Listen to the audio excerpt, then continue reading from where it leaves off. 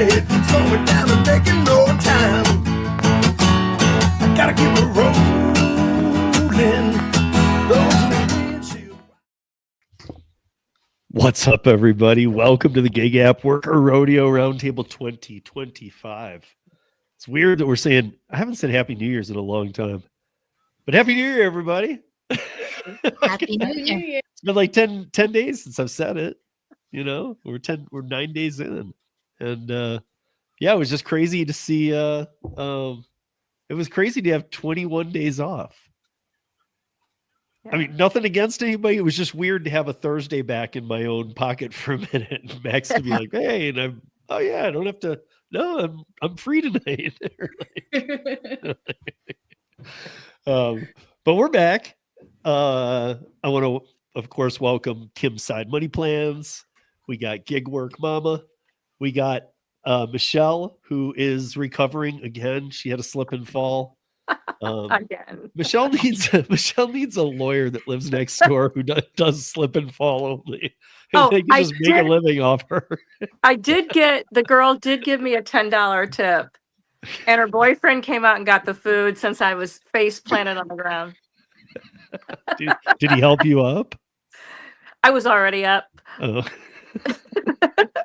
At that point, I was on what they call black ice here. Yeah. We get it here, and I grew up in Michigan too, so I'm very familiar. I'm sure Cheyenne is familiar too. I'm sure Kim is familiar. Yeah. You guys get black ice, don't you? Yeah, we all all do, the time. right? Okay. Yeah. So Tom would be the one. I don't know where Tom is, but if Tom were here, he'd know what it is, but he'd be like, yeah, we don't get black ice. So, We need to wrap you in bubble wrap.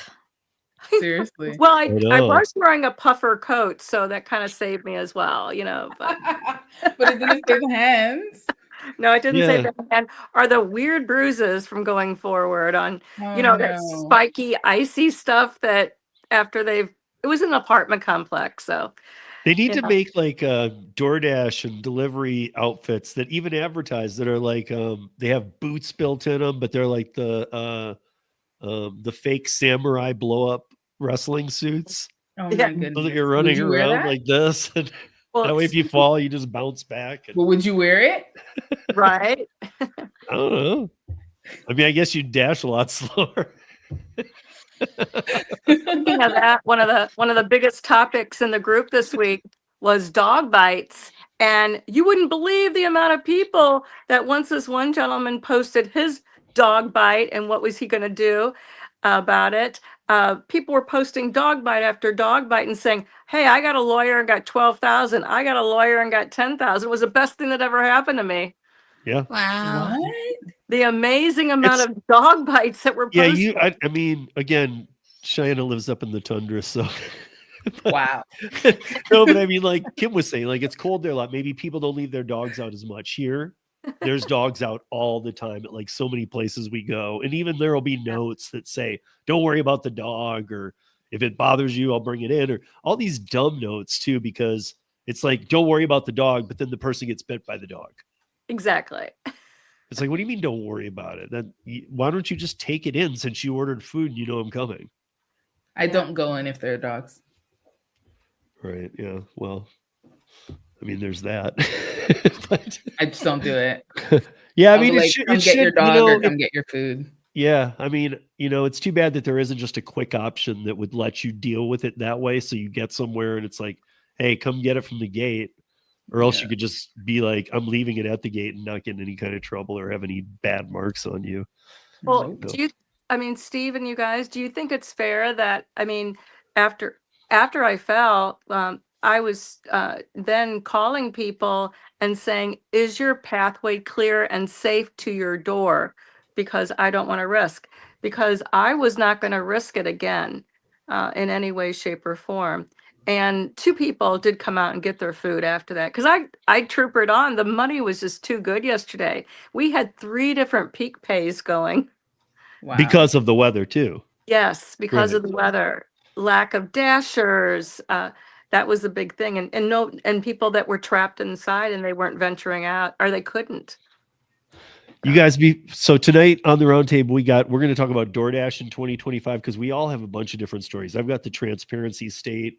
Michelle sent something weird to Kim and I the other night. I know Kim's been putting out some videos, and I've been talking about some stuff, and Kim read the same article and had a video on it that I had talked about too. So there's definitely a lot of stuff going around DoorDash right now.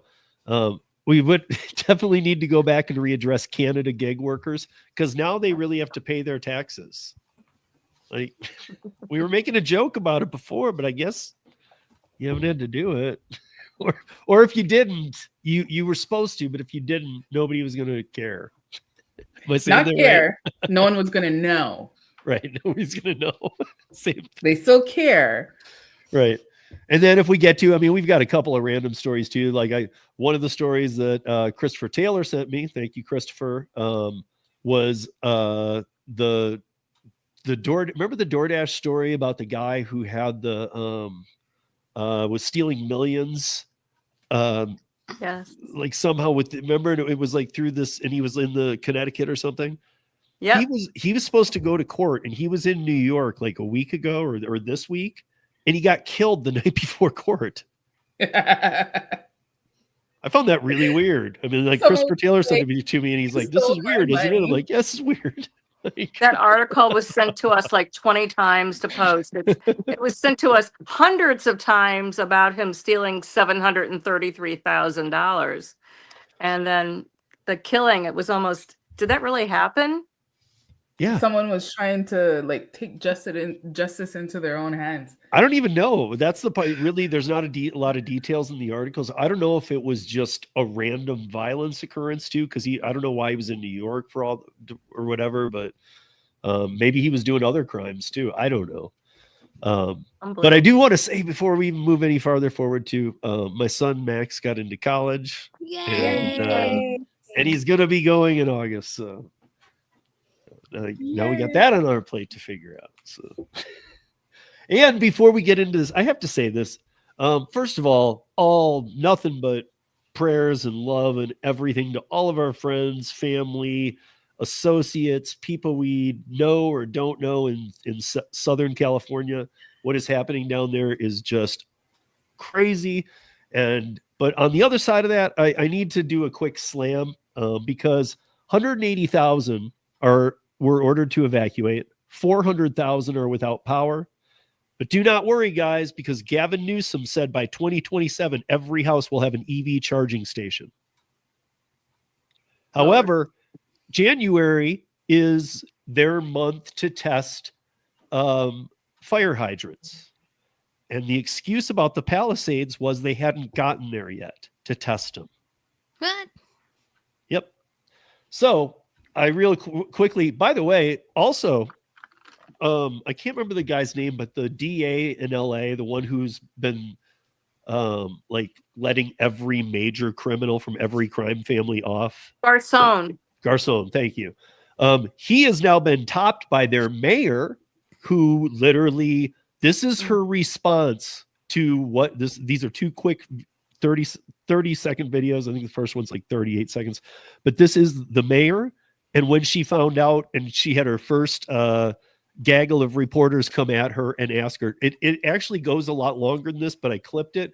If you go watch the whole video, it's like 3 minutes long, and it gets awkward. It's hard to watch because she says nothing. Mayor of Los Angeles, Karen Bass, is under intense scrutiny after she was abroad visiting Ghana when the wildfires broke out in the city. She was seen returning to the country at the city's airport, where she refused to comment on the situation. Fire chiefs say that they're really stretched to the limit and running out of water. What have you got to say to that? Have you no response to that? Do you owe citizens an apology for being absent while their homes were burning? Do you regret cutting the fire department budget by millions of dollars, Madam Mayor? Have you nothing to say today? Have you absolutely nothing to say to the citizens today? Elon Musk says that you're utterly incompetent. Are you considering your position? $17.6 million cut from the fire department budget in LA. when they needed more and have for a while. And then on the other side of this, you have Governor Moron, and he did just a bang up job. Even, and this is CNN. This should be a lot. What is the situation with the water? Obviously, in Palisades, ran out last night in the hydrants. I was talking to the firefighter on this block. They left because there was no water in the hydrant here. The local folks are trying to figure that out. I mean, just when you have a system that's not dissimilar to what we've seen in other extraordinarily large-scale fires, whether it be pipe, electricity, or whether it just be the complete overwhelm of the system. I mean, those hydrants are typical for 2 or 3 fires, maybe 1 fire. You have something at this scale, but again, that's going to be determined by the local authorities. I'm sorry, like those are designed to, first of all, the guy really needs to learn his knowledge. I see a couple people saying, what does this have to do with gig news? A lot, because these are the people who have been making all these crazy laws out there. And you guys got to do something about this. It's okay to be right or left. We're not being political. I'm just being critical of specific people. There are specific people doing things that make no sense at all. Like, he actually just spoke out of line. He said each fire hydrant is meant to do like 1 to 2 houses. He literally made that up on the cuff because that's not true. They work off reservoirs. So that fire hydrant should be able to pull whatever it needs. I don't know. Watching him lie constantly has just gotten old, and that's where it'll end, you guys. But mostly, it's just prayers with everybody out there, because I don't even know. I know it was 0% contained today earlier, but I think that it's somewhat contained now, and I guess we're glad for that. But this is also the worst LA has ever seen in history. Like, it's never been this close to. It's almost touching Santa Monica. It's right there at Santa Monica. So the Palisades, Malibu, all up through there, they're all gone. Everything's burnt. Even on PCH1, even on the coastal highway, it burnt all the way to the sand. I mean, I'm just saying, Sad. You know, it's sad. But here we go. Let's go back to Canada for a quick minute before we talk about this DoorDash, because I want to know. Oh, hold on. I just wanted to so I put it in the chat because Bubba Sue, someone was saying, does DoorDash have like peak pay, or is there peak pay in LA? And Bubba Sue was saying they're sure nothing's open. Actually, I was looking at a few videos and people are saying their employers are still requiring them to go into work. Like, one guy was saying it's where so you crazy are. that like around the corner you could be sitting down and your barista's making like your chai latte coffee, whatever, and you're looking at the fires like right there. So there are some places that are still open. So I'm sure DoorDash, Uber, they're still, you know, giving peak pay to people to get out there. They're not going to go in those areas, like specifically there, but right around the corner, I'm sure everything is still open. And I did see that Uber was offering, I think it was like a $25 or $40 voucher for like rideshare. And Lyft was also offering some type of a discount or freebie or something. I just posted a link that will appear, like, it, whatever chat you're in, it will appear that it came from that person's chat.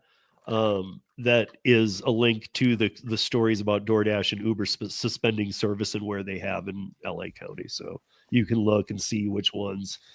But yeah, I mean, like you said, I mean, like, if you even live in the Palisades and you're trying to find out if your house is left, which is, there's more gone than left. I mean, the whole Palisades burned down, the city, everything. But if you want to go in there, they've actually roped it off. You can't get in there now. And they arrested 20 people today for looting. So the first thing that's happening is looting of the few houses that are left. So now that nobody can get in there. Yeah, I mean, I guess the big number to me is that we don't even know how much more it'll go. Where do you put 180,000 people? That house just burned to the ground. I get, first response, and we'll see what happens with FEMA and stuff. It's scary to me. I mean, you can't put them in hotels. You can't. I don't know what you do. Hotels are at capacity, they were saying. Yeah, I mean, I don't know. It's really just this crazy story. And the deeper any of you want to dive down, go do it on your own, because we're going to talk some DoorDash here, but there's a lot of non-conspiracy fact-based things you can find about things they've been cutting corners on, without doubt. So, welcome everybody to 2025. Now, if China could just explain this Yes. gig worker taxes in Canada, because we talked about this before. We were talking about this backstage a little bit. I found this article the other day and I was like, what the hell? Because when I read it, I was like, wait a minute. It is literally saying that, hey, DoorDash and Uber, you guys got to like report what I forget what your IRS is. CRA. Yeah. You have to report to us now and tell us like what you're doing here. And I was going, wait. So Yes. until now, what have they done? Like, Yes. do they not pay taxes? Okay, so here's how it works. And this is okay. So there are rules that no matter what income you make, it's actually funny because when you read what the CRA, so that's kind of like our IRS kind of thing. When you read the rules on income, they actually say any form of income that you make, you are supposed to declare it. Even if it's a legal income, you're supposed to declare it, which is kind of crazy. Now, where the loophole comes in with self-employment is that the company, so let's say me, I have a company and I have a VA. So I have a virtual assistant that does work for me. She is an independent contractor. I don't need to tell, well, now I do, but before I did not need to tell the company, I did not need to tell the CRA that she was working for me. All I did was I paid her, and she's the one that's supposed to declare her income to the government. Now, well, it was like months ago, but it's coming up again. The person that is paying the money has to declare to the CRA that they are paying this money to this person. The person that's getting the money still has to declare it. But now there's at least like a check and balance that can be done. Right. Okay. So when you say that was never CRA, done. for those that don't know, that's the Canada Revenue Agency. Yes. It's like our IRS. And so, right, you're saying that till now, if you are self-employed, freelancer, you work in the gig economy on app-based platforms, you, the worker, was supposed to pay your taxes. Yes. However, all workers knew, or at least most Canadians knew, that the companies don't have to report it. Yeah. So why would I ever put any of that on paper then? If Well, I know for a I fact that did. these companies don't report my income, why am I going to report it? Well, I did just because I'm like I made $1 last year. I know. I'd be like, I'm with her. That's My what I boyfriend did always too. says that I'm a little too honest, but I guess that's because I studied accounting. So like that's just my personality. But I declare everything. It just And I blows know my some mind. It took people you till don't. 2025 to get there as a country. Well, it was- because it like was you're really talking about 2024, you and but one assistant. I mean, think about a bigger company, or think about Yeah. a DoorDash where everybody's an independent company. I mean, so they're just saying like, well, we didn't make any money this year. We just gave all the Exactly. food away. That's exactly it. So We're this a is why nonprofit in Canada. I feel like the CRA did not realize how much self-employment was going to be a boom last year. And that's why they came out with, it's called BC 47. And it's now putting the onus on the companies that are paying out the money to declare that they're paying out this money to an individual. Because then we're going to get fined if we don't do that part as well. So, okay. If anybody had, you said that they have audits, right? Or I don't know if Yes. you call it an audit. Do you call it Yeah. an audit? Okay. I've been audited before. Okay. So if you're you, and let's say you have two assistants, Mhm. and your assistants get audited and they're reporting this income, did they never go, well, wait, where's this income coming from? No, because whenever I was, so let's say whenever I was filling my DoorDash taxes, right? When I did my taxes, I would say it's DoorDash. Like you have to declare who you're getting the money from. And you have to put in it's like a company code, you can say, to say what type of industry that it's in, right? And then you say what percentage of that income is from that industry code. So you're always saying who you're getting the money from. You're not hiding that. It's just that the who you're getting the money from didn't, like, there was nothing to say in their system, yes, this is exactly what you received. But now there is. Right. Okay. To me, I don't know, maybe you guys are a much more honest people than we are as a whole. Because I'm not even speaking for me or Kim or Michelle, but as a whole, we're not an honest people down here. If there's a loophole, we're on it.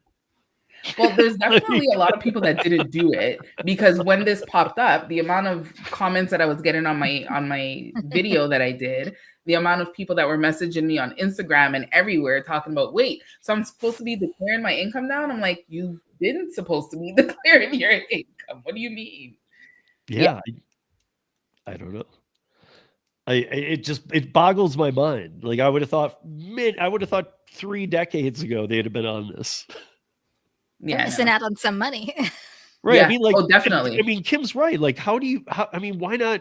You guys have auditors, you have all that in place. Why not have these companies paying so they can go, let's do an audit. Let's see what you guys are doing. Of course. Who are you paying? Because these people aren't paying into us. Yeah. Or maybe you're all just super honest and you all pay it. Yeah, No, and that's what I there's a lot of remember too, is no, because when I remember when the last article we talked about came around, you were getting people contacting you saying, wait, do I have to pay tax? No. Yeah. But then I was also getting people like freaking out talking about, so I only made $100, but I didn't declare it. What do I do? And, you know, you have to help navigate them through that. But yeah, it's definitely, and you know, there's some people that are saying now that they can't even get on the app because they didn't give that information. So I guess, I think it was with Skip. So Skip the Dishes, I guess, is actually looking into this and taking it seriously. Well, yeah, I mean, maybe your CRA isn't as scary as our IRS. It's not, because I hear stories from you guys, and like our IRS can come and like they can like throw you in jail for things, and like we don't do all that. They can, but they don't do it. Then why pay taxes if they're not going to throw you in jail? What's the consequence? So the consequence for not paying taxes is, so here's a few things. First of all, the interest rate on non-paid taxes is insane. Like, it's crazy. And then also they can send a bailiff. They can garnish your wages if it gets like too high. So there are different things that they can do. I've never met anyone that actually, or heard of anyone that actually went to jail for not paying their taxes, unless it was like a huge amount, then that's a different story. But like a regular person, that's usually just like garnished wages. I've heard of a lot of people getting their wages garnished for sure, but that's the only time I ever hear that term is like if a divorced parent isn't paying their parental share. Oh, well, that happens. Well, a lot we're going to garnish your wages, garnish, bro. Yeah, they do that as well for that. I don't know. I mean, I didn't know Canada was such a broken system, or I'd gone and abused it years ago. I'm just saying. But don't forget, they also go back. So like when I was audited is when I was in university, but I was working full time. So they were like, huh, you're working full time, but you're going to university? Like what? So they audited me, but I had to show proof from like years behind. Yeah, there's the polar opposite of Canada. Wow. That's crazy. Oh my God. Pay your taxes in Vietnam. Yeah. And what does that do? Then the guy's never going to pay you taxes because he's dead.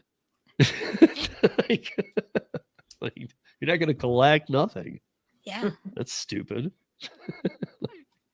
Okay, let's talk some DoorDash here, because I'm in the transparency market. Kim, I saw you talked about the same article I did that had some of the senators. Michelle sent us something, which I have here on the screen.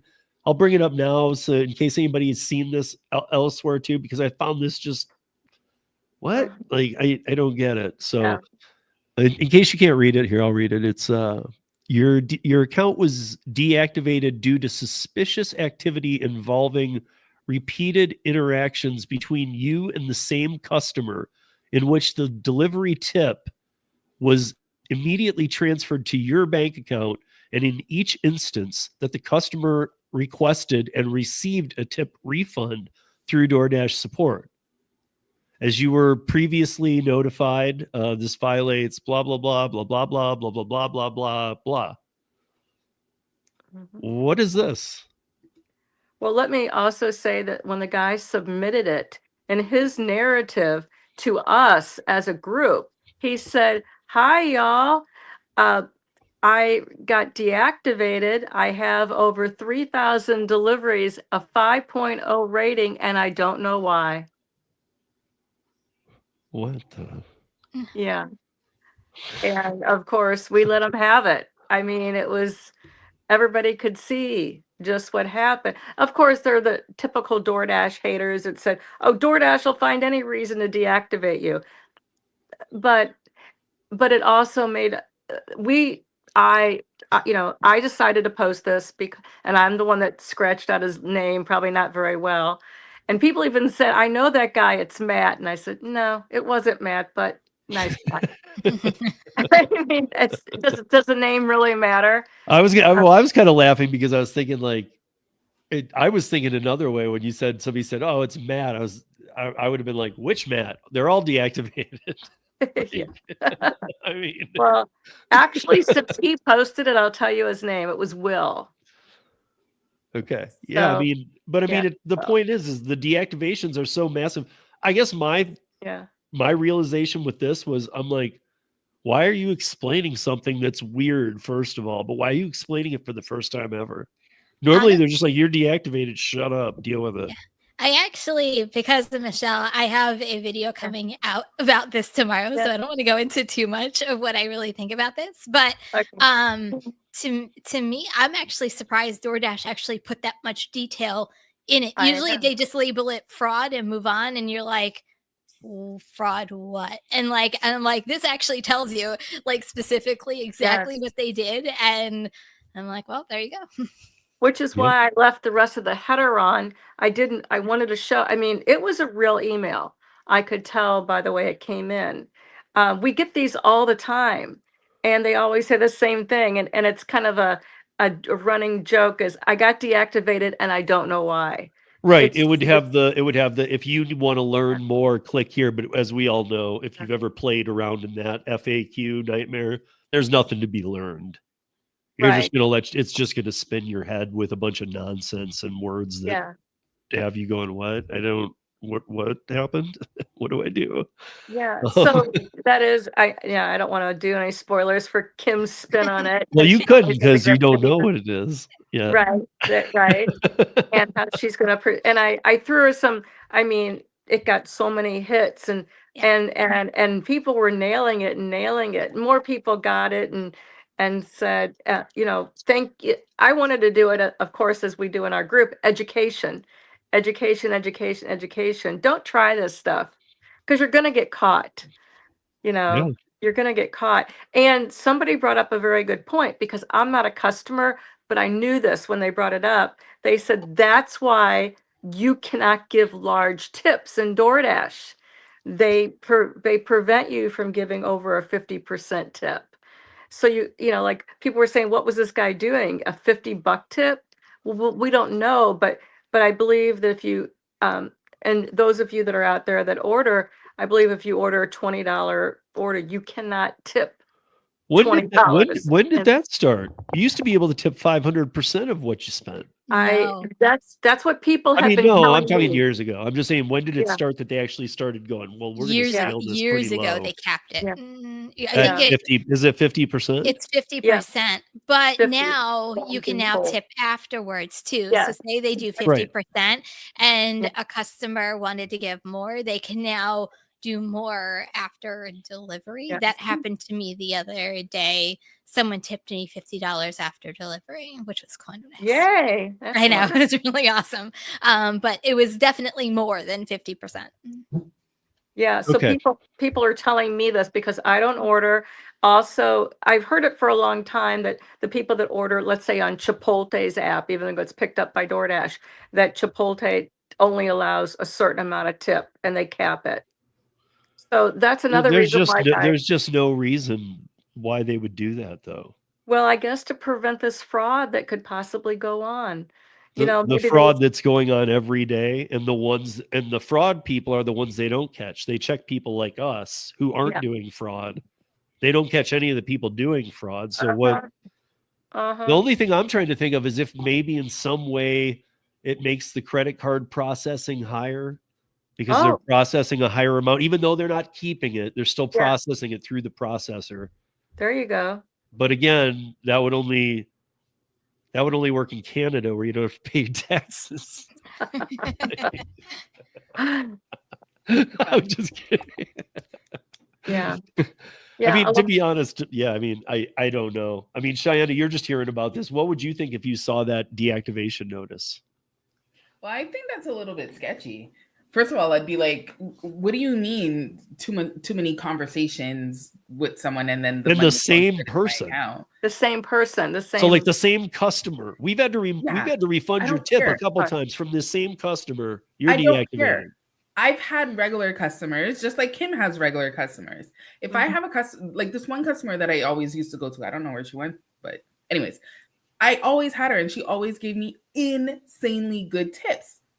So you mean to tell me because she tipped me really well and I messaged her after? But that's not the issue. The issue, from what I know, and once again, I won't go too much, but from what I know, is what the driver is doing is they're chatting whatever inappropriately in the chat, but they're going to do the drop off. They end the dash as soon as the drop off is done. They pocket the money, and then the customer goes to support and says, I want to take back my tip. So now DoorDash has to eat the loss. Oh, that's an interesting scheme. This is an interesting take too. I saw another comment by him that he was High Plains or High Speed Drifter was saying that can you even get on apps anymore? And I wanted to address that earlier, but now I'm seeing that he's on this person is on the wait list in LA County, but moved to Texas and DoorDash won't move the wait list. Oh. That's strange. I mean, it's not like, to be honest, I would see it being a bad thing for you because I don't think they'd do you a favor. I think they just move you to the wait list there in the back. So, I mean, maybe there's something to that. I mean, that would benefit you, I'm saying too. Like maybe don't push it too far. Maybe you want to get on first. Yeah. The amount of deactivations is crazy. And let me tell you, you guys don't know this. I got scared this week. On Monday, when we were virtually shut down and DoorDash had halted operations, I did Uber. Uber never halted operations, but I kept flipping over to DoorDash. I went to another zone. It was open, so I clicked on it. I did go to a store because it was a large catering order. I had a feeling the store was probably closed. I did drive the 5 miles to go there because it came in at about $25. I did arrive. It was closed. I went through the procedure of canceling. Okay. It was 3 to 4 minutes later. I got the account has been locked thing for suspicious activity on my part. And it did tell me I got half pay on that closed store during a massive snowstorm. And it said, you'll know if you get your account back in 48 hours. And I did get my account back in about 2 hours, but I was scared to death.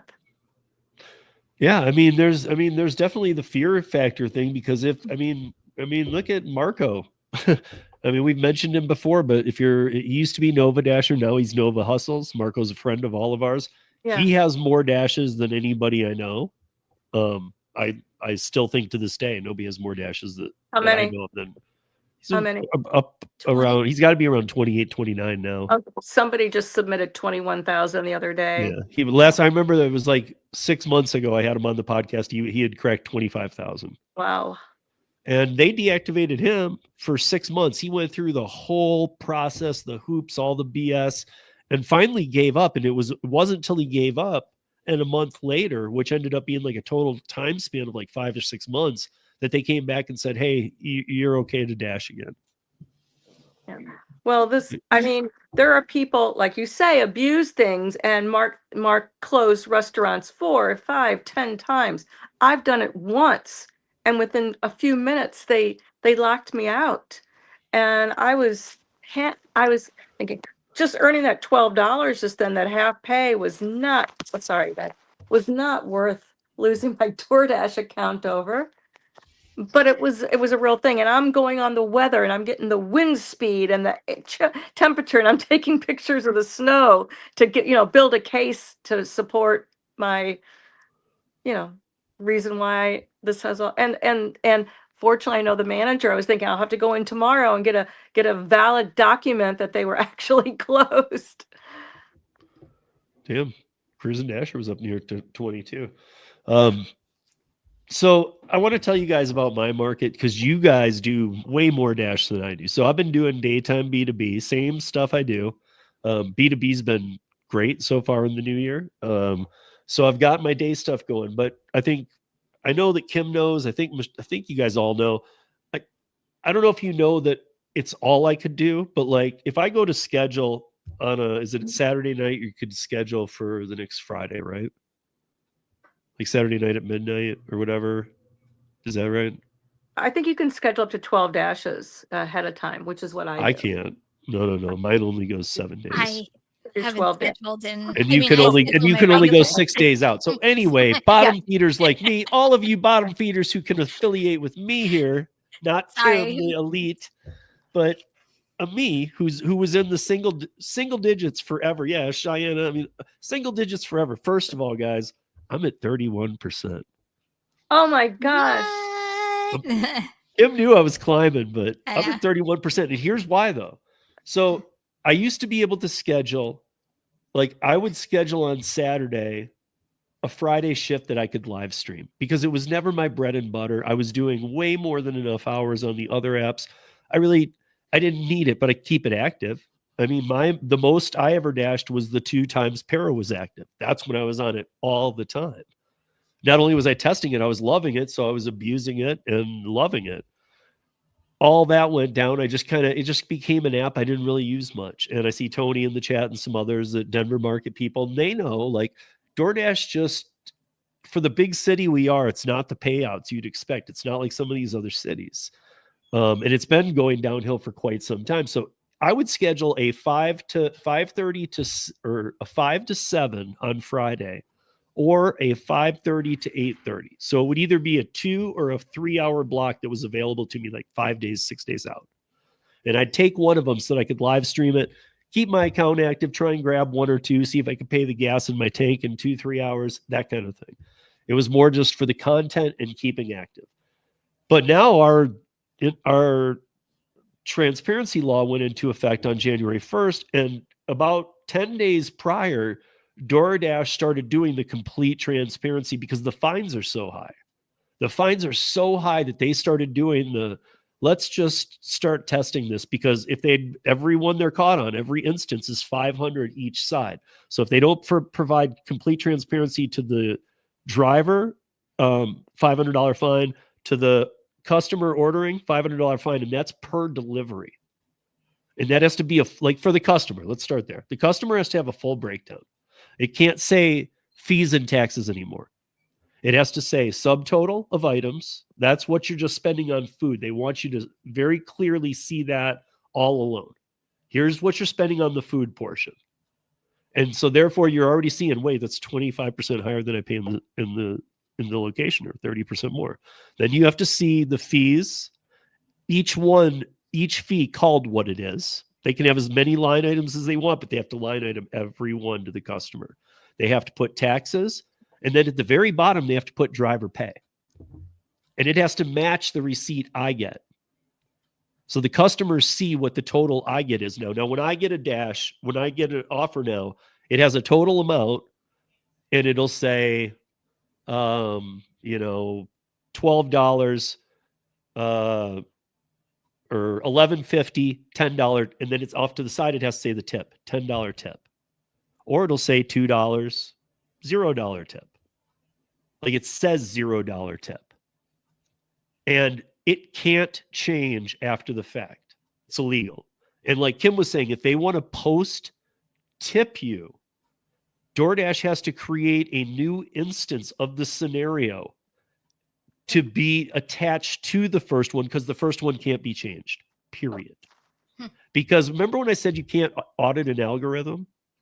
Guess what? They just found out how to screw this company, because if they want to, they can audit the receipts sent to the drivers and customers now. They don't need the algorithm. Now they can say, nope, you guys are stealing, and on each instance, 500, 1,000, if it's both sides, per delivery. So they're not playing games. So here's what's happened now. Now I can schedule DoorDash for tomorrow. I mean, I will be out working B2B, but I have 11 a.m. to 11 p.m. scheduled on DoorDash. Saturday, 11 a.m. to 11 p.m. I can schedule as much time as I want. Every day has openings, and they're huge blocks.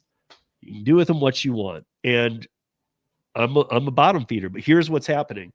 I know it's January. I know things can be slower. But I'm getting on, and I'm not even seeing what I would imagine January volume to be. I'm seeing nothing really. But even before January, when I was getting onto these shifts and seeing what happens in the end is these transparent orders, I'm not taking anything less than $2 a mile. And guess what, though? Here's the craziest part. The reason my AR has been going up is because I'm not seeing anything under $2 a mile. Now, I know they exist, but I'm not seeing them. I don't know if the algorithm has learned Steve doesn't take ones less than that. Why bother? We have to be transparent now. In Colorado, there's no reason to be in elite status anymore because it has no bearing at all. None. Right. They definitely are taking closest to the restaurant now. The platinum, none of that matters with full transparency. And this is what's kind of shattering their system. So it's strange, but here's what'll happen with me. If I go do a 3-hour shift and it's the same 3 hours I was doing prior to the transparency, I'll just take half the amount of orders, put on half the miles, have more downtime, but make the same amount of money in the 3 hours. Wonderful. Except for that I'm sitting there downtime a lot. Like a lot. And this was even at the same what's time. that? Well, not until I'm done with this test. Because here's why. Because I'm already making, like I said, I'm already making my money on the other apps. I want to get through I'm doing 9 days. I got 4 days left. Right. And then I'm like you, Kim, you guys all know I don't drop a lot of not live videos, but this one I'm going to be dropping in full. This breakdown of every single day of the pen and paper, every offer that came in, everyone, the few that I passed on, like everyone's been $2 a mile. I'm just not seeing anything. But even before the new year, when it was busier, I was seeing some. They were all $2 a mile or more. Now I've also been seeing. I asked Kim what she thought the most that base pay could be was. And does anybody in the chat, what do you guys think the highest base pay can be is? After you asked me that, I was thinking, like, if you do earn by time, you see some of the base pays you're seeing. Right. So, okay, but here's my point. So, yeah, I see Tony's comment too about Lisa's account. But yeah, Tony, we need to do, Tony and I are going to be doing a Coffee in Colorado if you used to watch that show. And we're going to get into this exactly. Because Tony does do more DoorDash than me. All of you guys do. But the thing is I'm actually adding in a decent amount, and I'm making a decent amount on the ones that I get. But I mean, I know the volume's down, but so if I'm okay, the other day I took, here's an example of what I want to know then from you guys. So, okay, the other day I took a 10 wings, right? 10 wings going out of my zone towards the airport, which the airport is included in my zone, but it was a little out of the airport. It was a little ways, but it was paying $16. So you have to put the total first. So it said 16. What do you guys think the tip was next to it? Because it has to be transparent. 8. 0. Yeah. What? Base pay was 16. What? So we already know they steal from tips from every market. They've been caught in 3 states, and they've been caught 4 times in 3 states, twice in California. Every time they've just wrote the check. They have not even walked into court. They've said, yep, we steal. The time in Illinois, just recently, they said, yeah, but we had a guarantee to the drivers. So we had to be able to, and they were even promoting tips in Illinois at that time. They were saying, you guys need to make sure to tip your drivers, because they were using any overage on the tips to go to other drivers to keep this all even. So now that they're being fully transparent, how can there be a $16 order that is, I'm delivering 10 hot wings out of my zone? They're not hot anymore. It's beyond that, though. And again, I mentioned 10 hot wings because it could be a big order too. It's ridiculous that this is happening, but regardless, I mean, they're paying me twice as much as the food cost. Well, that's most likely. And it's DoorDash doing it to for a keep that while. customer, I guess, because Yeah. I mean, but here's what we know for sure. They steal tips already. This is already starting to show they're stealing tips in another way too. Clearly, Well, not necessarily. Clearly, because, they're like, taking Uber from the does tip this. pool and paying my six. You think DoorDash pays that 16? Well, DoorDash Uber doesn't does even like this. paying $1. So what you think Like, they're if paying? If the taking order's been other sitting there drivers. for a while, or if like someone takes it and then unassigns it, and then someone else takes it and assigns it, the base pay always goes up. So like I've had base pays with Uber where the order, like it's been sitting there for a bit and the tip is not that high. It comes in and I'm like, whoa, this is going to be huge. And then you see the base pay and you're like, Yeah. why was the base pay that high? No rhyme or reason. Also, it could be it was a newer customer and Yeah. there was like some kind of promo. So they wanted to make sure that the customer actually gets their order. So then they put up the base pay for that as well. Because I've had that as well. I asked the customer, like, were you waiting for a long time? They're like, no, I just found this app. I downloaded it. I had like a promo or whatever. And you delivered it really quickly. So now, like, great. before Kim weighs in, so I want to hear what Kim has to say too, but I'm hoping she does. But so here's scenario 2, though. What's to stop them from, let's say that the order I took, like Michelle said, was an $8 tip. What's to stop them from saying it was 14 that we paid, that customer didn't tip you anything to make, because they're going to be There's audited nothing. all the time to make sure they're paying drivers a living wage. But there's nothing to stop them. But we can never know. Unless you actually ask the customer. I already know of a lot of lawsuits coming. I foresee many thousand more coming very soon to a town near you. I don't know. I mean, Kim, I've been seeing you dropping videos all over. After what I just told you, what do you think? I've said this many times and I'll say it again. There's no check and balance. Like, we'll never, ever know if they're transparent or not, even though you can see that the customer tipped X amount of dollars. Like, we're putting trust in a company to set, well, first of all, the customer's putting trust in DoorDash that whatever they tipped is getting to the driver, and the driver's putting faith into DoorDash saying, this is what I'm getting as a driver. But the middleman can manipulate whatever they want to, because no one is ever going to question the middleman, and we'll never know if it's 100% accurate. So they can get away with anything, really, because who's checking DoorDash? No one's checking DoorDash. They can do whatever they want to do. We'll never know unless Cheyenne said it right, unless you go to the customer and says, But hey, and I see that Nas said that too. Yeah. That's my problem with this, is the customer could lie to you too. Of course I tipped you. Of course. But I I mean, tipped like, you $50. You didn't get obviously it? there's- Oh my God. if you're really looking into it, you're not just taking the customer's word. It's like, hey, let's see, what, and you're not going to do that with a regular customer. Yeah. And I see that. But I also think that there's also a game behind it, right? DoorDash plays a lot of mind games. They play a lot of games in general. Are they saying some of these orders are no tips so they can report to whatever government they're reporting to? Hey, this amount of orders were no tips, so we've reported it correctly. But how would they even know? And they could take the tip off of that one and put it on another one to make that one. Well, and there comes the new audit process, though.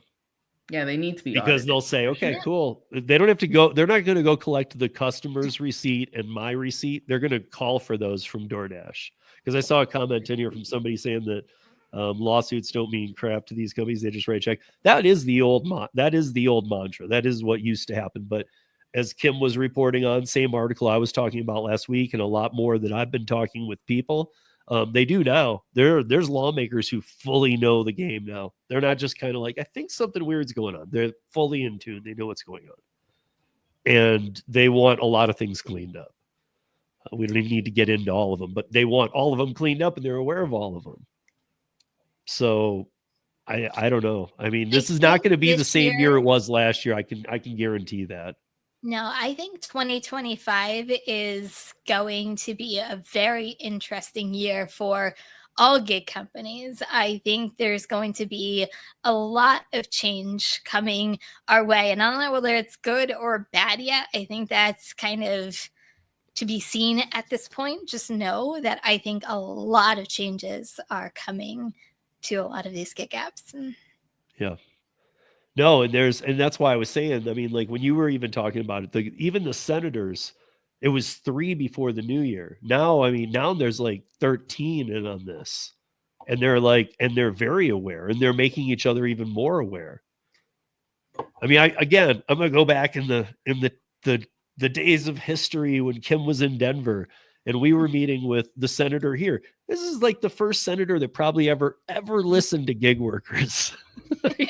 He's like, why poor am I guy. listening All I to gotta you say is people? the poor guy. I feel so bad for him, but Hey, you know what? It was productive. that's his job, though. I know it was productive. His job is to hear what the people need. So do you think that, I mean, after what Steve disclosed in the video that I posted on both my Facebook groups, which I thought was a great video, unfortunately, people just don't watch videos off my Facebook group. That's kind of a bad thing. But what I think that we should all be doing, it should be the number one thing. Why isn't every state lobbying to have this done? Why is it? Because, and Steve, in your comments, people were saying, oh, well, I can't wait for that to come here to Tennessee. Do you think it's just going to come to Tennessee, poof, without anyone doing anything? Do you think it's just going to come to Missouri unless I get someone to sponsor it here? I mean, how? And the other problem with what you're saying, Michelle, is that a lot of the people who run other states, like not Missouri, not you necessarily, but other states, are still looking at this stupid Prop 2022 model. Oh, and going, well. I think I want that old piece of crap car. Like they're looking at it like that one looks appetizing, and they just haven't been turned on yet to these other ways. Because I think that whole thing, every state it went to has just been a failure in its own way. California, Washington, all of them. Yeah, the amounts that these people show us every week, they get $275 every paycheck. I mean, that's crazy. And then they get one big drop a year for health insurance or something of like $3,200. I mean, where's all that money coming? Is that DoorDash paying that? They took the tip off of Steve's $16 order and put it towards Prop 22. Now they're trading between states and bartering. And I can tell you that the California people that talk, it's a racket with them. They've all figured out how to maximize that deal. Yeah. Figured out how to work it. I can't say which 2 states yet, but we will be saying very soon, because 2 states are going after it's something a little bit different, but it's kind of it's something new. So we'll be talking about that for sure. We would be naive as people who work for DoorDash to not think that DoorDash isn't taking money from somewhere to pay any of these Prop 22, Seattle, New York. Like DoorDash isn't paying that out of their pocket. The money is coming from somewhere. We just don't know where. So I mean, look at, you just said it, Kim. Scheme. Even when you look at Seattle, they tell the Seattle people, like they show the customer, they upped all the prices, but they also have a line item. Seattle's stupid city council fee, you pay it. And like, that's what it says when you order, like, or whatever they word it. Like they just it's just another fee they're passing on, plus all the other ones. I think that Kim, I don't know if this was something you heard or if this is a Kimism, but he said doing a stacked order is like a buy one, get one free. Yeah. And it is. It is. And so they used to pay me, I'd get $3 and $3 back in the day. I get $3, now I get $2. So they're saving that. And during our lunch times in St. Louis, they'd stack every single order.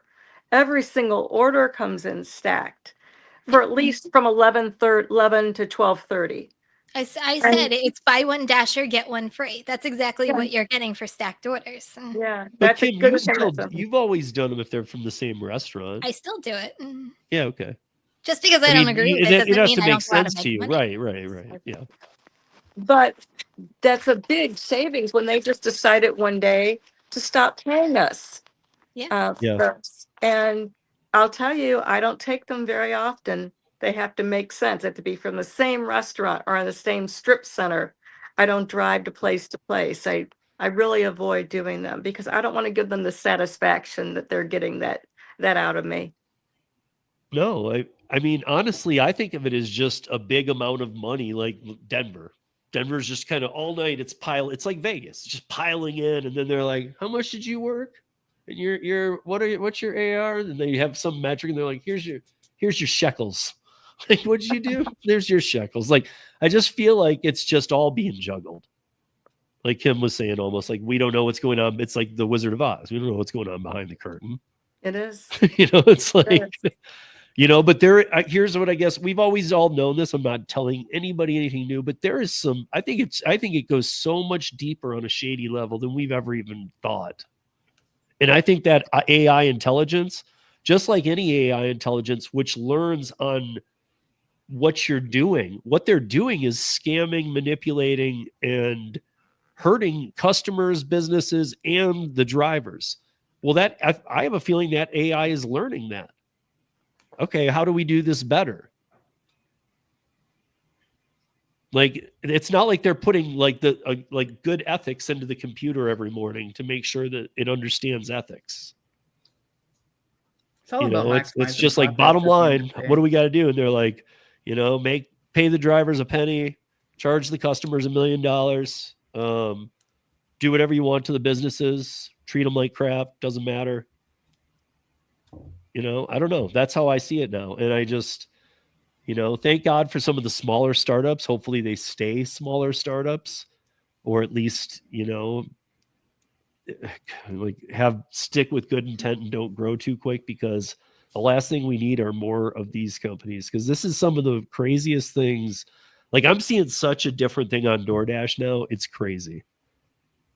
Like, so many things that I used to think about in order is now wrong, and I'm seeing it, and they have to show it to me.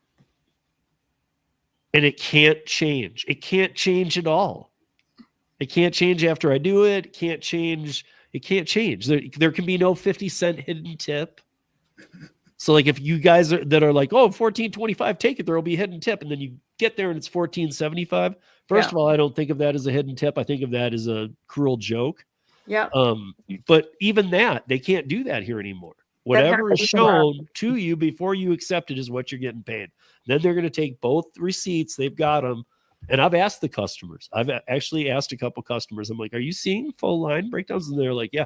I was talking to one lady the other day when I dropped off who said, I had no idea you guys were paid so little. Well, so there we go. We're on the right path, right? Let me ask you guys, and Steve, you would know this better than anybody. Who is lobbying for the drivers? Is there anybody presently lobbying for the drivers nationwide? I mean, well, I don't even want to say it because there's some unions that have their hand in it, but I'm not down with that. I'm not down with employment model. You had Stephanie, but very few states have a DoorDasher that goes on to be a state legislator. Right. So, and as I said, if someone like myself that's in the game for the long haul, if I don't get that legislation, find somebody here and ram it through, and can I be one? I mean, and I don't find anybody else wanting to help me. They're like, hey, when it comes here, and it's not just going to drop in. They're just not going to do it unless they're. But now, I guess here's the, if you guys have been like, this has been a dark episode. What's up with the new year? Like, Jesus. Like, good way to start okay, it out. here comes the sunshine, because now it doesn't have to be all the time, as we were like saying. I mean, it still should be grassroots thing, get together, talk about it, let's fight it. But now it can be, go to states like here or other states where the transparency might be working, get these senators to talk to the senators they know. So now it's a different position of the senators who already got on board on some states, not like the ones that don't work, like a Prop 22 with failed politicians anyway. That's going to be worthless to you. That's a dead end. but go to the states that are doing good things. Talk to the people who made that happen and say, hey, let's get you to talk to this person because that state's pretty close to what you guys are doing. And they're about to try this Prop 22 dumb idea, and it's going to fail across the board. So let me ask you, because you might know this, when we talked to the senator in Colorado, was that like kind of the start? I mean, I know Stephanie was always for it, but did she finally get some of the backing that she needed to push what went through in Colorado through? Yes, but not from him. But kind of through him, because he reported back to the committee.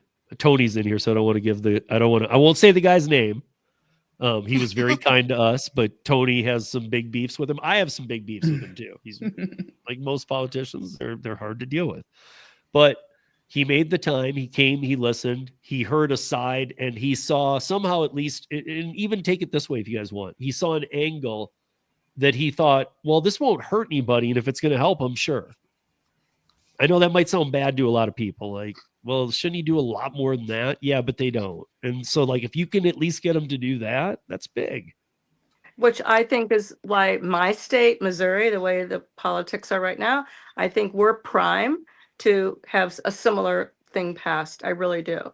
And I can't be someone of one. I mean, who's going to join us? Who's going to do this? Go ahead. I'm sorry. No, I mean, I guess that's my point. Like, as insignificant as we thought talking to the senator would be at the time, and we thought that it would like go through one ear and out the other, even though he was listening intently, which I will give him 100% credit for, that something eventually came out of it. So even I got to talk to him. So I feel like even my little voice might have made even just a little bit of a difference. So even though you don't think that you have a voice, you could, if you can get to the right people, and they might actually really just listen.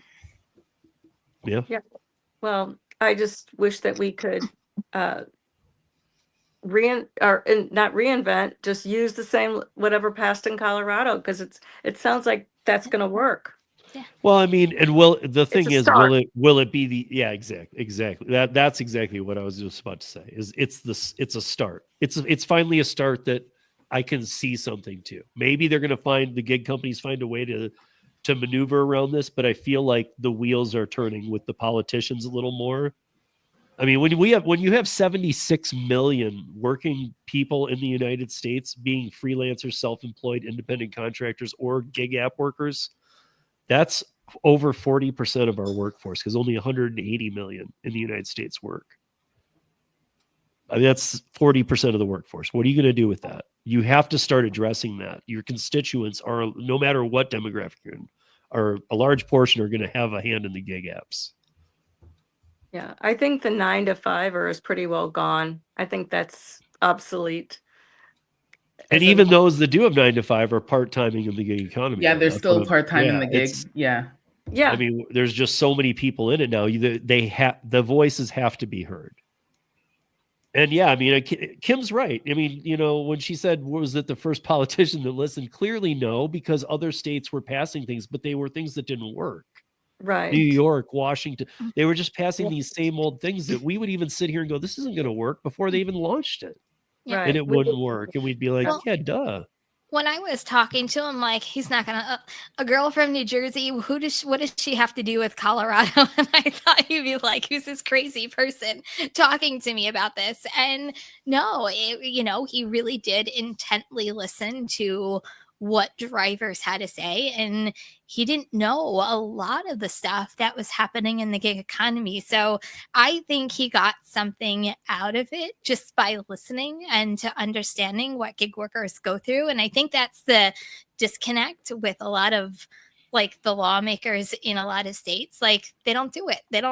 They really don't know the ins and outs and how it affects the driver. So I think that's the baseline, right? You need to educate people before they go in and really understand what they're doing. Perfect. I would also say, as if I'm a senator and I've heard about some of this stuff, and like, again, I do have to somewhat, I do have to say about senators and things like that. Realize, guys, they have so many assistants and stuff, and some of them work their butts off, but they can't even read everything that comes across their desk. And I'm not saying that they're lazy. They don't have the time. They cannot read everything that comes. So they have like assistants and things going through things. And hey, these 3 are going to hit the floor tomorrow. These 4 are next week. You got to read them over the weekend. So they're always dealing with the most important. And one thing I will say about this town hall that we did that was different is that Kim was here. Zach from Washington was here. Sergio from California was here. We had people from all over the United States at an event where I think they're used to these being 10, 12 people that are angry in a market. Well, that's not what I wanted. This is what I wanted. Well, yeah, they're not doing it. But the In fact, likelihood that they'll know someone that is pretty high.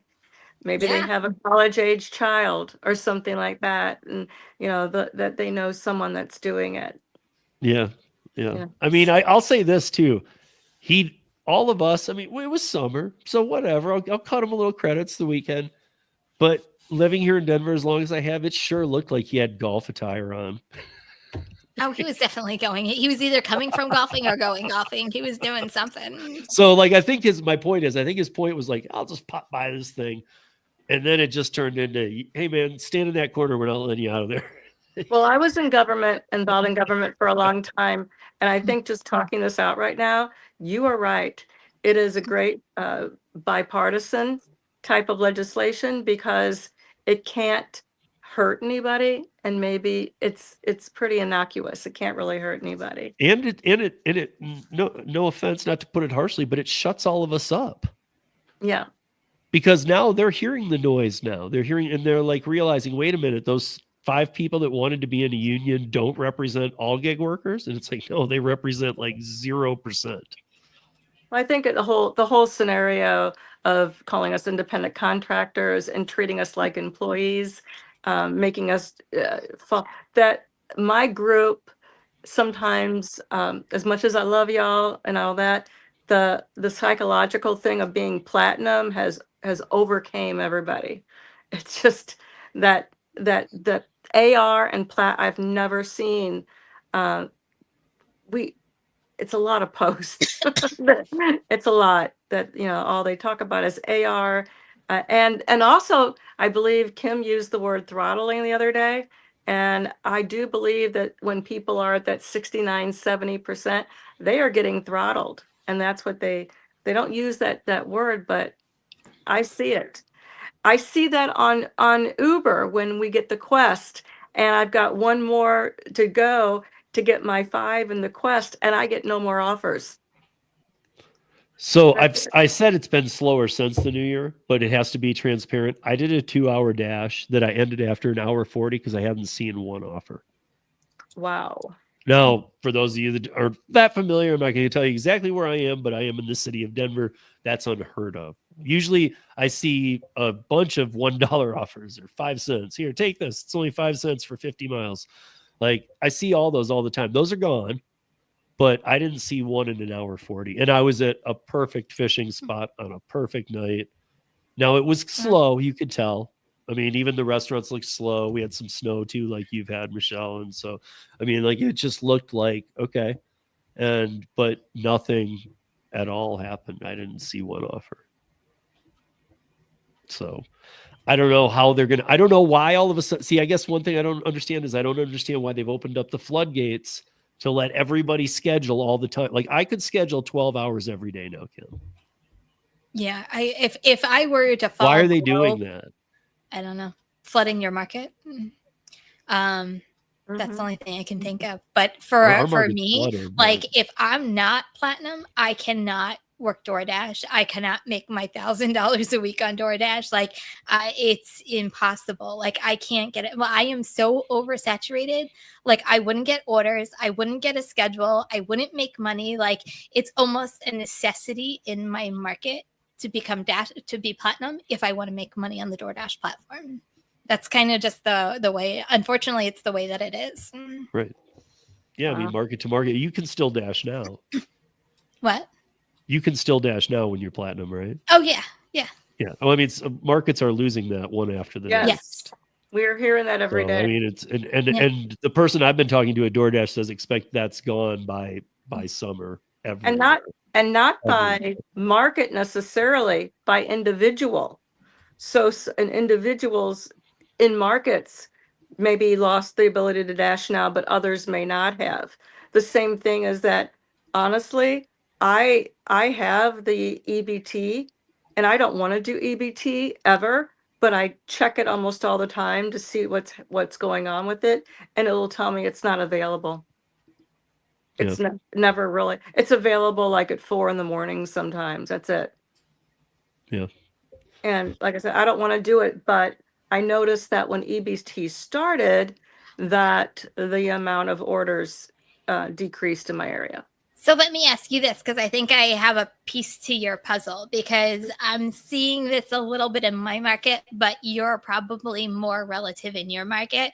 So in my market, they did both. They did the Social Security verification and they did the facial recognition. And as soon as that happened, I started seeing not a big difference. I started seeing a little difference in my market. So for you, you're saying your schedules are open. I'm wondering if DoorDash is doing that on purpose, because I know that they were starting a lot of that in Colorado itself. So I'm wondering if they're preempting some of the stuff that they're going to start rolling out in Colorado based off of the article we read.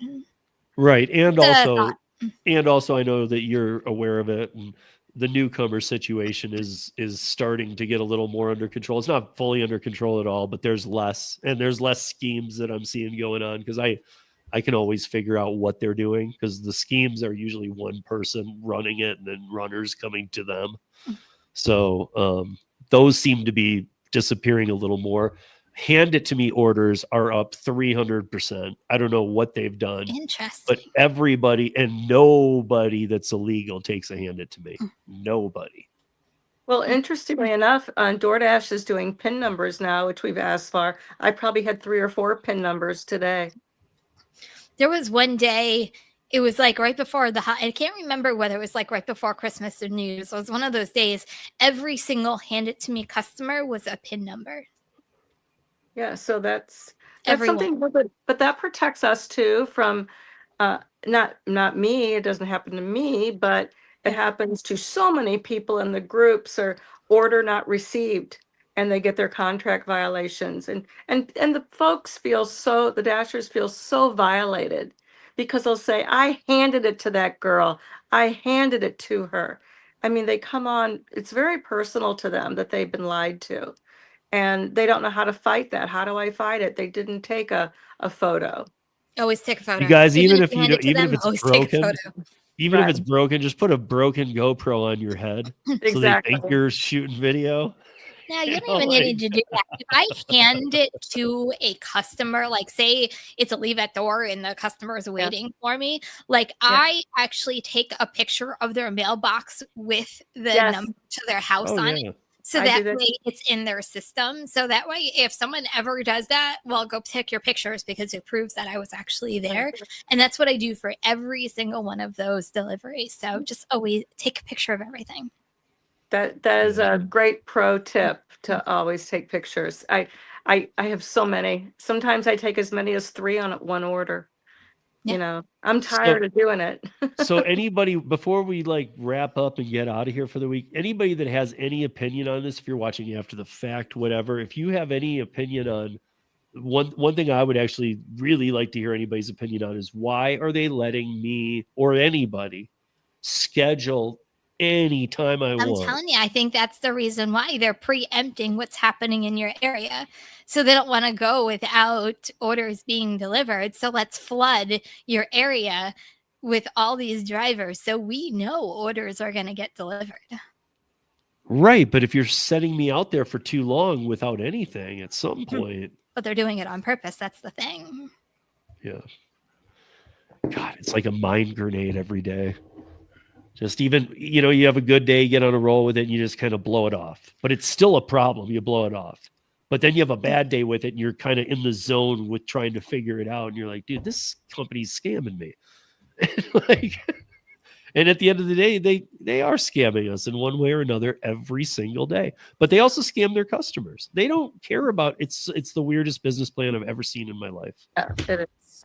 Like, we don't care about the people. We don't care about the restaurants we work with. We don't care about our customers, and we definitely don't care about our drivers. Well, what does that leave? And somehow people still use the service. I don't know. As long as there's lazy people out in this world, there will always be a DoorDash. Yeah. I guess with that said, anybody have anything else for the? Oh wait, I did have one thing too. Second Thursday of February, Kim and I are both gone. But so Kim, you came in the first week of March. Roundtable started in the second week of February. So I think February 27th. It's the last one Thursday of the month. Next month is the 3-year anniversary. And please, we would love all of you to be here. We're gonna make it fun. See if we can't like get some old faces back to even drop in. We'll kick them out. We'll do some fun stuff. Yeah, like I said, as long as it's not the 20th, we are good. Right. No, the 27th, the last one of the month. Yeah. I think that's perfect. Because then it falls right at where it was. Because the first two I did were actually, one was for Curry, and then one was about independent contractorship with Kim Cavan and some other ladies. So it was actually not really this way yet. But anyway, we've almost been here 3 years. You guys, please don't miss this. And check out everybody's channels. You know, I know that I've been seeing Cheyenne on TikTok lately, and I don't know if I'm just seeing it because I finally followed her or what, but I'm starting to see some Cheyenne TikToks, and I don't think she's on. Been 3 years. I still can't get over it. 3 years, crazy. But yes, go check out Cheyenne's channel, by the way. Yeah. But yeah, guys, if you have any insights, if you're in Colorado, I'd like to know what you're thinking. You can even email me, steve@ridesharerodeo.com. I'm totally into trying to figure this out because it's weird. It's definitely weird. Cheyenne, are you on TikTok under Gig Work Mama? What are you under in TikTok? No. So on TikTok, I have my personal channel, which I don't post on there, but then I have the health and wellness channel. I don't have anything gig related on TikTok. Got it. Yeah. So that means you guys can't have it. You got to find it. You gotta go find it. I need to get back to the gig videos. All jokes aside, like Michelle's Facebook groups, if you guys want to know what's going on in DoorDash world, you need to go join both of her Facebook groups. And what I really enjoy, I'm on there like every single day going through her groups, because what I find interesting are the chats, like not just the posts, like what people are actually saying replying, in each and every one of them. It's actually a lot of great knowledge. So if you're looking for any kind of DoorDash knowledge, go check them out. It's you guys. It's better than Reddit, and I know a lot of you guys go to Reddit to try and find threads and stuff. You're gonna find a thread you're gonna vibe with right away. Like, wait a minute, that happens to me every day. It's a labor of love. Thank you for that. It's a real labor of love. And you know, I have to say, we are the biggest private group. There is one huge public group, and I got to say that group is on fire. There must not be any moderation. There's no one fact checking people, where we'll get in there and we'll say, nah, that's not what's going on.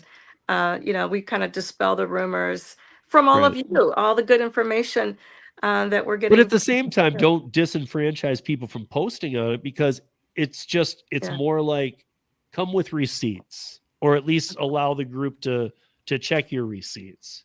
Expect to be checked. Yes, and obviously, why would she allow a post to go up that's wrong? No, and we don't want that. Nobody wants that. And other people call you out, and you know it's a great way to communicate. And like I said earlier, educate, and also, you know, and it goes all night long. I get up at 3, 4 in the morning, and I can't believe the activity that's going on. You know, so Yeah. Some So people check don't out, sleep. I always say, and then in here, I always say, go check, and I put the names of the groups in the show notes afterwards. Yeah. But I always tell you guys that. But today I was asking Michelle how I get the actual link to it too. So I'm going to work on that this week because it should not be as hard as I've been. I'm I'll sure when I provide- find it, I'm going to go, oh, because I've been trying to find how do I get this link? I don't want to share it. I don't want to do anything weird. It can't just be copied. It's not as simple as you'd think, but I just want to get the link, not tell you guys the name and where to go. So you can just click over to it. And if There was anybody, a question in the. Sorry. oh no, Go ahead, Michelle. no, I just want to say if anybody, including you guys, I can always use moderators. So we love our moderators and we need them. Thank you, Shana. There was a question in the chat about rush hour fees. Oh, that Yeah, it's to New York. states are They- now. the New York Where is City, they this week they passed what's called congestion pricing in New York City. That Yep. it's from 61st 60th. anyway on 60th, sorry, and above or below, I should say. And if you literally if you cross the street to the next, into New York City, you get charged. I think it's like $9 just for. No, so here's what happened. So in a nutshell, I got to tell you guys, because I talked about this on the podcast this week, and it is very important. If you're wondering why Uber and Lyft are so stoked by this, they won huge because it has been $9 for a while. Like if you go into Midtown or whatever, it's $9 on top of anything else. And now Uber and Lyft had these people fighting for them, and they've been spending millions on this. And now Uber and Lyft have to pay $1.50 per time that they do it. Subway users and bus users have to add $2.30. That's new. Like all these other things are getting, even people who just drive are getting congestion pricing. So the city's making more, but Uber and Lyft, through some like really slippery politics, came out where they can, and a lot of the articles even read, will Uber and Lyft profit off congestion pricing? And yes, they will. So they can charge it, but then they're like China, even if right now they went, hey, you're not going to pay $9 congestion anymore. You're going to pay $5.50. It's only $1.50 to them. So they're going to make $4 on every one there. And it's going to look like they're saving the customer money. That's so sketchy. So sketchy. But welcome to the gig economy, guys. If you're new here, everybody take mass transit in New York City. That's the only thing I can tell you. If you're going that way, take mass transit. But that's the whole purpose, I guess, of why they're doing it. They're trying to ease the car congestion in New York City. But but if you're a delivery driver. That's hefty. I had, and forgive me, somebody had sent me an email saying that because it went into effect this week, all over the news, and Roadie sent out an email saying, due to the congestion prices in New York City, we are not paying the congestion price. So basically, if you go deliver for Roadie, they're not going to pay it. So you're coming out of your pocket $9. Who's going to deliver for Roadie? Wow. But if they're not paying it, how are they going to get it from you? This sounds like one of those Canada scams. Not a scam. Yeah. Not a scam. Yeah. Roadie but is I'm not serious. paying If Roadie's it, not going to pay it, how are they going to go to Kim and say, hey, pay us for that Roadie delivery you did? That's what I'm saying. They're not going to get anything delivered. So if I'm making this up, if Roadie is paying me $22 to go into New York City, which, by the way, I would never do a Roadie into New York City for $22, but you automatically have to deduct $9 from that because they're not paying the $9 congestion fee. Who's going to do Roadie into New York City from New Jersey? That's absolutely ridiculous. Yeah. That's crazy. I also don't know. I mean, again, New York City's its own animal. Kim is probably there more than any of us up here on this panel. And I don't know how they tell how often you're coming in there for business reasons. Like, how do they know Kim came in? It's not for business. It's anybody. But it's not business. It's anybody. Business. It's anybody. So, you literally it's kind of like have these. They're like, I don't know how to describe it, but they're poles. So they're literally, it's like a line of poles going across. So the minute like you cross that street, you automatically get charged the $9. It's electronic. So it's like we have the tollway that goes around Denver, and I have like an e-pass, and so it's like a scanner. When you go through there at barcodes, it scans. It says Kim came in here, charge her $9. I said, thank God I went into New York Got City it. before all this happened. Well, that just answered my question then how Rhodey would get around it. Wow. But I still think Rhodey could be very much in danger of a big lawsuit there. Yeah. Because they can't be telling people we're not going to pay this. you That's you pay crazy. it though. So anyway, you guys, that's a wrap for this week. I hope everybody's New Year was awesome, if not at least good or great or whatever. Remember, it's still January. January is never a lot of fun, but just multi-app. tough. That's the only thing I can And tell you. onboard. Find new things to onboard to. Find new things. You know, but make sure and it's onboarding season. Onboard. Just go nuts onboarding and test new things out. Because you don't want to test them out when you're busy on the apps you like. Test them out now. Steve, we're way over. I know. No, you guys. I tried getting out of here a few times. That's not No, even you on didn't. me. No, you A don't. liar. All right, guys. You just found it down. It's all on me. Good night, guys. We love you. Happy New Year. Bye. She a driver, snapping at the tempo, playing